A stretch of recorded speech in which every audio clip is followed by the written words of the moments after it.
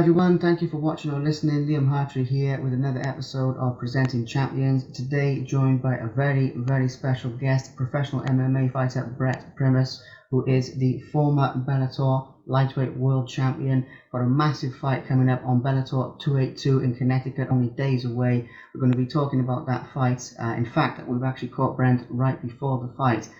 Weigh-ins are tomorrow and the fight is the day after, so it's an exciting time. And before we get into all that, champ, I just want to say a big thank you for coming on and a big thank you for joining the show. I appreciate that. Yeah, my pleasure, man. Thanks for having me on. Yeah, no worries. I really do appreciate it, though, especially this close to the fight as well. Because you don't always get people right bang onto it. So I think that's the place to start, really. Obviously, massive fight, massive opportunity. We're days away, weigh in tomorrow. How are you feeling this close to the fight and with it being days away, basically? I feel great. I mean, besides me being hungry from cutting weight and all that, but I feel great, man. My confidence is up. I know I'm fighting a tough opponent, Alexander Shabley, but I'm ready for the task. Know where it goes, anywhere it goes. I've trained really hard, and I'm ready. Amazing. And could you walk us through how your camp has gone a little bit with this fight? Obviously, nothing about game plans or anything like that, but just in terms of conditioning, how you've been feeling in camp on the build up to a fight, to this fight. I think it would be great to get a little feel for that and how that's gone for you as well. Yeah, man. It's been a tough camp just because I train really hard. I train 3 times a day and sometimes four, and um, hard conditioning and hard sparring. I've been, you know, I train in Eugene, Oregon, but I also train in Portland, Oregon at American Top Team. And I wake up in the morning early and do a crazy little workout of my own. I do like 1,000 crunches and I do 300 pull-ups and I go straight to conditioning and an hour of conditioning. Then I drive straight 2 hours to American Top Team Portland and train my butt off there. And then I drive straight back to Eugene at Performance Martial Arts and get another good training session in. And then I go back home and do another 12. I do 1,200 crunches and then 500 push-ups and call it a day, man. But it's been a good camp, man. I feel ready and um, my weight is good, which is awesome. I always stress about that, but my weight has been perfect this whole camp. I did everything exactly how I should, and I'm dreaming about eating food. I cannot wait. But other than that, man, the camp went really well. I'm glad to hear it, champ. Absolutely glad to hear it. And one more thing to get an insight about the upcoming fight before we take a step back and look at a few previous fights of yours. Mentally, in fight week, it's a very important part of competition. The mental side of the game, I think it's often overlooked. I like to talk about this because it's something that people on the outside don't really see. I mean, you can look on people's Instagram, you can look on things. Obviously, I work inside a lot of camps as well, so I know what it's like. But for people on the outside who don't know, in fight week, how are you feeling mentally? How do you mentally prepare for a big fight, especially this close? Do you visualize? Is there anything like that that goes on? What are some of your methods for that side of things? Yeah, I visualized fighting this guy over 1,000 times. Like when I go to sleep, it's hard to turn my head off. When you have somebody out there training to knock you out or to beat you in front of thousands of people.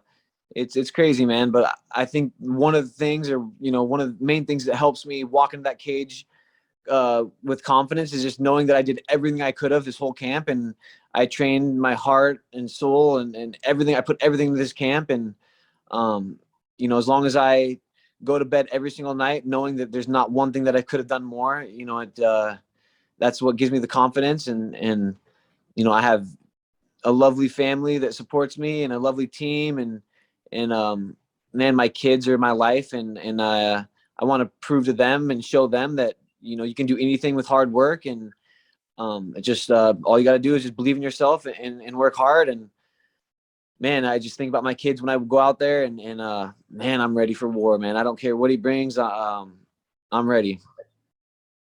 Amazing. It's absolutely an amazing insight, and I love some of the words there about being an inspiration to your kids. And funnily enough, that's something that I wanted to talk with you about today as well, because you are a very inspirational guy anyway, in terms of like your story, where you come from, what you've overcome to get where you are today. Now, with this, I think it's time to go back in time a little bit because we talked about the future. And we talk a little bit about the past. Obviously now, you're former world champion, you're building your way back up the rankings, you're doing these amazing things, you're in Bellator, it's incredible, but your life wasn't always like this. Now, asking this question from the purposes of inspiration only, not to dwell on any negative things that may have happened or whatever, because it's none of my business, specifically to show, what people can overcome to achieve their dreams, basically, as corny as that may sound, as cliche as that may sound. Growing up, life wasn't easy for you. Did you always have the belief that you'd become a champion, you'd become a successful person when you got older? I'd just like to get a little feel for the process that you went through from the side of showing people what's possible. You get where I'm going with this, I Yeah, hope. yeah. Well, I'll start when in the beginning, pretty much. Like I was born with a single parent. My mom raised me and my brother, just her, and she had two jobs, working her butt off to support me and my brother. And my dad has been in prison my whole life. I think I've only seen him one time outside of prison, and that was definitely tough. Going to school, going playing soccer, going without a dad, and all my other friends had dads going, helping them play sports and all of that, and so that was definitely hard. But I had an amazing mom and grandparents that um, were with me and are with me by my side every moment of my life, and so that's I cannot thank them enough. They're amazing. And then a little bit later on, I think I was like 9 years old, my mom met her husband, and um, he was out of the military, really strict, and he kicked me out of my house when I was 13 years old, and I was like the biggest mama's boy, and it was hard for me, because I just always thought I was gonna be living with my mom. But I got kicked out of my house when I was 13 years old, and I was too young to get a job. I tried to get a job at everywhere, man. Like I put in like probably 50 applications, the fast food places everywhere. Nobody would hire me, and because I was too young. They said, you have to be 15 or whatever. And one thing that drove me more than anything is to prove my stepdad wrong. I remember him telling me, you're worthless. You're not even, you're going to work at McDonald's your whole life. You're worthless. You're nobody. And I remember when he kicked me out of my house when I was 13, all I wanted to do was prove him wrong. I was doing 1,000 push-ups, 1,000 crunches every single day when I was super young. And then I just wanted to get strong enough to beat him up. I wanted to beat him up. At the same time, I wanted to prove him wrong. I put in like 50 applications to every place I could besides McDonald's, because that's where he told me I was going to work at for the rest of my life. So I was like, hell no, I'm not going to work there. And you know, I I was working in the farms, picking berries and stuff like that, and I just couldn't make enough money. And then, I started smoking marijuana with some people, which I never did. I was such a good kid. I prayed every day, and I kind of started smoking marijuana and doing things. And I met this one guy that who was selling pot, and he gave me some pot. He's like, go sell this pot. And I went and sold it, and within an hour I had made $100. And when I was 13 or 14 years old, man, I was selling a lot of marijuana, making a lot of money at really young. And I met somebody that's a little bit older, and I got an apartment with her, and we got an apartment. And my house was like 7-Eleven, man. It was crazy. It was a crazy time. And I was getting in street fights every single weekend, at least 2 street fights every weekend. And then thankfully, one of my friends, and at the time was training jiu-jitsu. I think he was only a purple belt at the time, and now he's a black belt. And one of my professors in Eugene, Oregon, Ben Baxter, he's like, man, if you're gonna be fighting on the streets, you might as well make some money or just do something with your life. And so he signed me up for a cage fight before I even fought ever. I had no fighting skill, or I had no martial arts skills. I was fighting, but I didn't have any martial arts skills. And so he signed me up for a cage fight. And I remember I was like 2 weeks out from fighting, and I was like, man, I'm going to go to this jiu-jitsu gym like he's been telling me to, and just see what it's about. And I walked in there, and I got my butt kicked so bad by everybody, triangling me, choking me, arm barring me. And I realized that that's what I wanted to do. And I realized that I knew that I could do that, and I knew I could be really good at it, because I knew I was stronger than those guys. I had a crazy mindset, like strong, like, and I just knew I could do good at it. And so I stopped doing all the drugs. stopped selling. I stopped doing all that stuff, and I put my life and soul into jiu-jitsu. And I remember my first tournament was the Pan Americans, and my instructor's like, if you win the Pan Americans, I'll give you your blue belt. And there was like 150 people in my division. And I went out there and I won. I had like 8 matches. I was like crawling off the mats. I was so tired.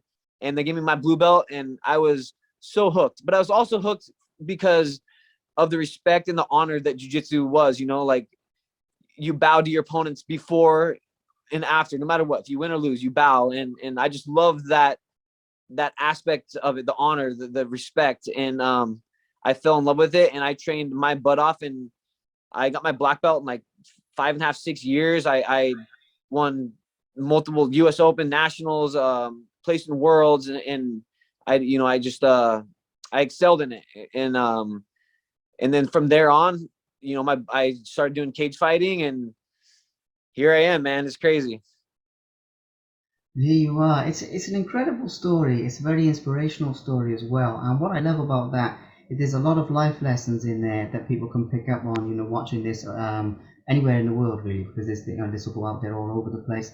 And there's a lot of you know, the youth of today can pick up on. And I know you're a young guy, but like the people coming through, and you know, they're in some of these same situations. There's a lot of little things that they can take from that are golden nuggets.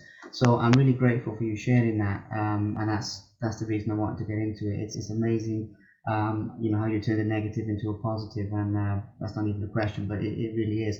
So No, moving forward a little bit, just to touch on a few other things, you know, before we wrap this up. Obviously, your rise to becoming world champion was pretty meteoric, as they say, or however you say it. You know, in other words, it was quite a swift rise through the ranks. I know there was more that went on before, as you say, with the jiu-jitsu, and it's always building a very solid foundation, so it never really is as quick as it appears. But at the same time, you know, it was still very, very quick getting to the world title.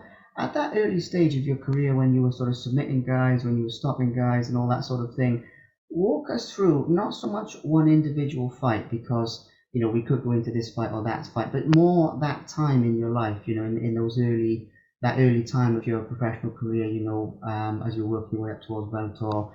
I think it was 4 submissions straight off the bat, you know, in the beginning. So walk us through basically how you were feeling at that time on your road to the championship that was to come.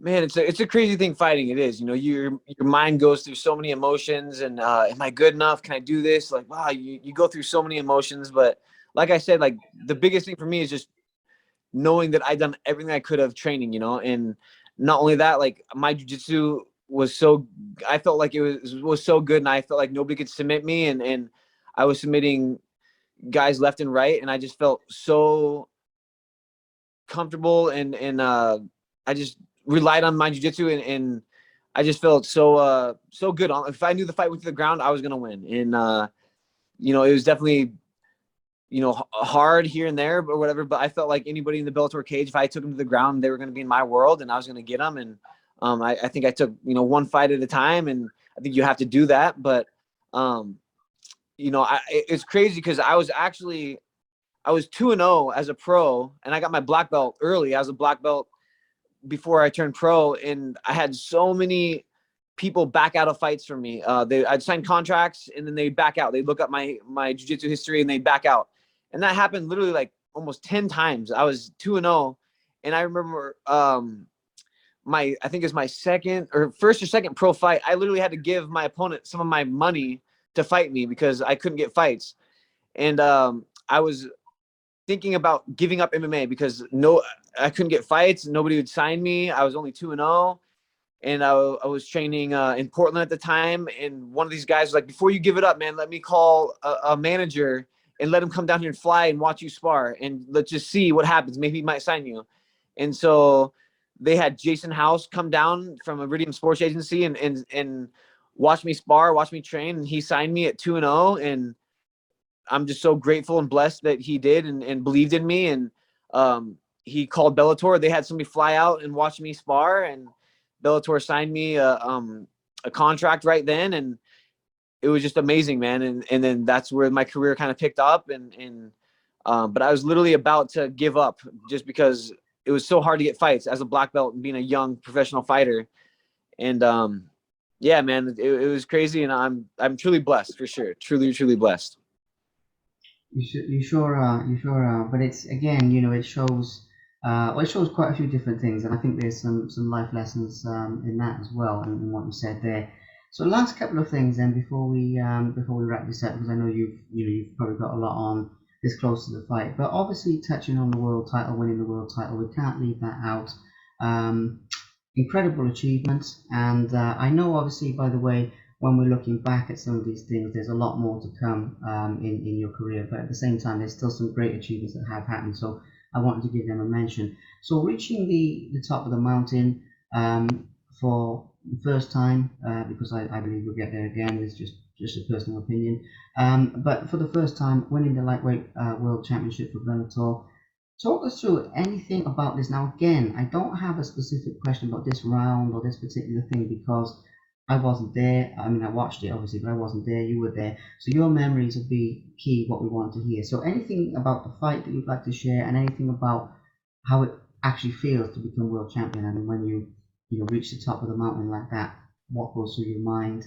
I love asking this because you never get the answer you expect. So in your own words, champ, the world title fight, please. Yeah, it was crazy. I remember my manager called me. He's like, Brent, they want you to fight in Madison Square Garden for the world title against Michael Chandler. And obviously, let's do it. You know, I'm ready. Let's do it. A lot of people said that I didn't have enough fights and all that stuff, but you know, I believed in my coaches. I believed how they were going to train me, and I went and trained with Team Oyama, Coach Oyama in Irvine, California, and he's an amazing coach, and he had a perfect game plan for me.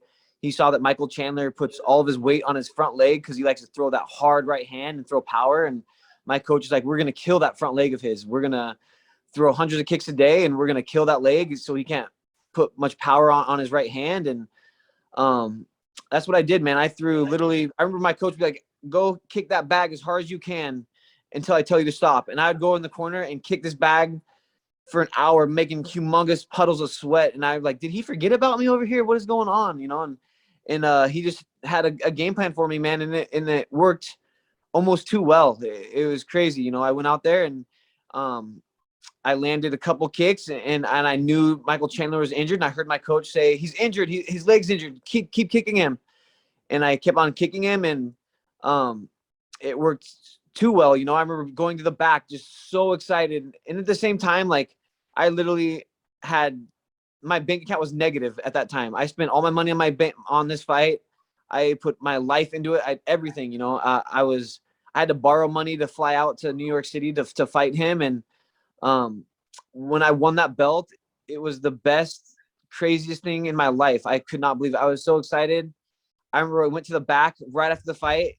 We were celebrating, and that's when I saw people were writing on Instagram and people were saying that, you know, I didn't do anything. He rolled his ankle.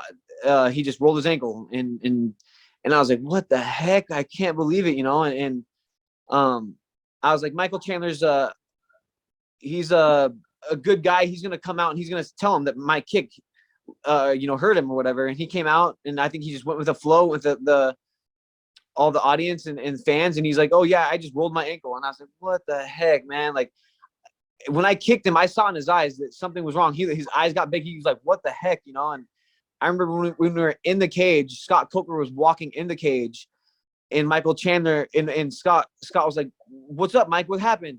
And Michael's like, I think my leg's broke. I think he broke my leg. And right then I was like, yeah, the fight's done. If he thinks he broke his leg and he can't walk on it, you know? And I was just so disappointed and lost so much respect for Michael Chandler that he was saying that he just rolled his ankle. And then even I think a day after that or 2 days after that, Scott Coker did a press conference and said that he went to the doctor with Michael Chandler and said that the doctor said it was from my kicks. It killed his nerve and it caused drop foot and everything. And then I don't know, I just pulled lost respect for Michael Chandler after that, you know. And not only that kick that I land, man, I've done that to a few people in the gym. I've kicked them in that calf and their leg goes numb and they can't move it and they fall down and they're really scared. And that's with shin pads on and everything. And it was just crazy, man. For me, it was like a roller coaster up and down. You know, I was the happiest time of my life. And then also I just had so many people saying that I got lucky and that he rolled his ankle and I did not do one thing. And I was like, man, I literally practiced that kick for 3 months, hundreds of kicks every single day. Is hard. Like, it was a bummer, but it is what it is. And I know Joe Rogan just did a podcast and I was on it. He was talking about me kicking Michael Chandler and how it kills that nerve and causes drop foot. And I've seen it happen in the UFC probably 3 or 4 times. And like right away, they're like, oh, TKO, he kicked in the leg, he killed that nerve and everything, and it caused drop foot. And I just wish that would have happened in my fight, but I think that my fight kind of paved the way for that. I think people saw that fight and they're like, oh, okay. And that was a good, big learning lesson for a lot of people that didn't know about drop foot, didn't know about that nerve that goes down the calf and everything. But it is what it is, man. And I'm on my way back to that title. I think after this fight, I'm going to get that title back, and I'm going to be fighting the winner of Patricky and Sydney Outlaw. Yeah, amazing. Rebuilding it, and I believe you will. But and I'm not just saying that. I mean, I really got that feeling, especially being on here, with you on the call and looking you in the eye and everything, and the fire and the passion that you have for it. I think that'll happen. Last question, looking back before we pretty much wrap this up. It's only really this quick shout out to your fans and everything, and that's about it really. But obviously in your career as well, there's been some very, very good submission wins. I mean, obviously you've got rear naked chokes, you've got neck cranks, you've got a shin choke in there somewhere, you've got a few things. We were talking about the striking just now. Giving a mention to your ground game, especially because you have a couple in there that you don't see, every day of the week as well, in some of your recent fights. Do you have one that you feel is your best submission win so far, or maybe more than one? Anything that stands out for you with that? Well, for me, the rear naked choke is the whole goal of jiu-jitsu, is to get to the back and get that rear naked choke. That's jiu-jitsu and it's at its finest, but I'm going to have to say my go-go plata just because it's really rare and I think there's only been like 1 or 2 that's ever happened in a big promotion. And so that was definitely probably the coolest submission I've gotten on people. But I'm telling you, man, I got a couple of submissions that are really rare that I don't think anybody's ever gotten in a big promotion. And I catch people in them in the gym all the time. And I would not be surprised if I catch one of these next guys in a really rare, cool submission that nobody's really seen before. Yeah, I got that feeling as well, because with those two, the Gogo Plata is obviously one that neck cranks you don't see that often, and you see them a bit more, but still not as much. But yeah, there's some things in there that are really cool. So I wanted to give that a shout out. Last thing, because I know you mentioned at the beginning you're hungry and all the rest of it. Shout out to the fans around the world, because obviously we've talked a bit about Bellator themselves. We've talked a bit about your opponents a little bit, obviously not all of them, but some of them, etc. But obviously the sport will be nothing without fans. So all of those people who are going to be tuning in to obviously your next fight and subsequent fights after that, anyone that supports you around the world, what would you say to them, and what would your words be for them, please? Oh man, thank you. I mean, thank you so much to all the fans that follow my dream, follow my career. It's everything, to me. And I was actually just talking to somebody on Instagram a couple minutes ago before I started talking to you. And he's like, thank you so much for replying back to me. And I was like, man, thank you so much for following my career and following me. And I try to message back anybody that messages me on Instagram. And I try to talk to everybody if I can help anybody in any way and give them inspiration. That's what I'm all about. It's a tough sport, and any help you can get on the way is humongous, And so for me, it's just like, thank you so much to all the fans. It means the world to me. And I'm so grateful for this life that I live now. And I'm just full of gratitude. And thank you to all my fans, go to my Instagram at Brent Primus 155 and man, follow my career and ask me any questions you want. And I actually, it sounds kind of crazy, man, but I got sponsored I got all these sponsorships that helped me out along the way. It'd be so hard without them, for sure, and I actually just linked up with OnlyFans, and I know it has a bad rap with people with like the sexual content and all that stuff, but OnlyFans is really for fans to talk to athletes and ask them questions and things like that. And so I just took it up on OnlyFans. It should be up any day now. And that is for people that have any questions for cutting weight, dieting, any questions with submissions and jiu-jitsu or Muay Thai or kickboxing or MMA, period, you know, like, and I can't wait to get that open up because I have people messaging me all the time about cutting weight and everything, you know, just everything about this sport, you know, and I am so excited to open up my OnlyFans account and so I can talk personally with everybody and actually show videos. They can ask me a question and I can make a video of me about that technique or whatever and send it back to them. And I think it's such a good platform for people and fans and athletes to communicate and talk about submissions and dieting and grappling and Muay Thai and all that stuff, you know. So I can't wait to open that up and to talk to all the fans and personally too. So it's going to be great. I cannot wait.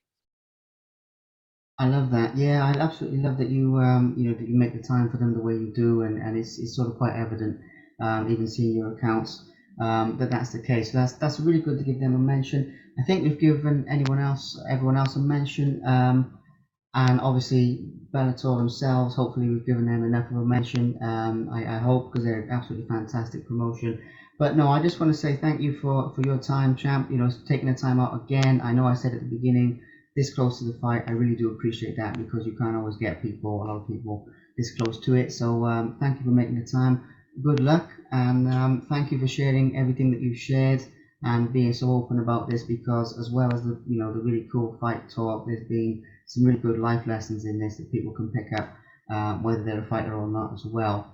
And I'm very grateful for you sharing that. So thank you for all of it, and I hope you enjoy the rest of your day. Thank you. Really appreciate it. Yeah.